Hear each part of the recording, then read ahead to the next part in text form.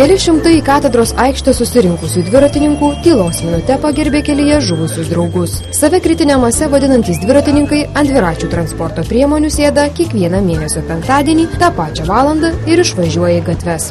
Prasmė yra tiesiog sukurti naują erdvę mieste, kuomet gatvės priklauso visos automobiliam, tai vieną dieną nauja erdvė, dviračiai, saugus kelias, visi gali savo ramiai draugiškai važiuoti. Į katedros aikštę dviratininkai suvažiavo ne tik tradiciniais, bet ir muzikiniais dviračiais. Skamba. Gal galite pagroti su tuo dviračiu? Galiu, to pagrosiu.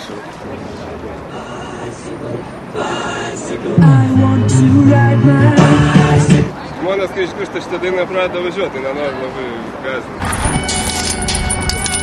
Akcija skirta žuvusiems dviratininkams atminti vidurdienį vyko ir Gedimino prospekte. Dviratininkai prirakino senyvą baltais dažais ir geromis papuoštą dviratį. Pasak akcijos organizatorių, baltas dviratis simbolizuoja kelyje žuvusio dviratininko vėlę. Panašūs renginiai organizuojami daugelėje kitų pasaulio šalių. Juose žuvusio dviratininko vietoje pastatomas baltas dviratis. Panašias idėjas siekia įgyvendinti ir Lietuvos dviratininkai. Nepaisant to, kad miestuose daugėja dviratininkų takų, šie tikina, kad jais kol kas važiuoti nėra saugu. Šiaip tai yra ir pavojingų tokių momentų, kur kasdien, patenki į porą avarinių situacijų, važiuojant iš darbo į darbą.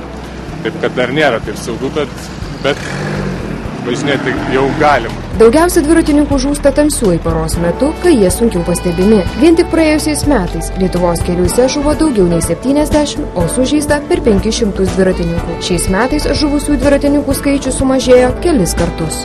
Reporterė Neringa Kolkaitė, Vilnius.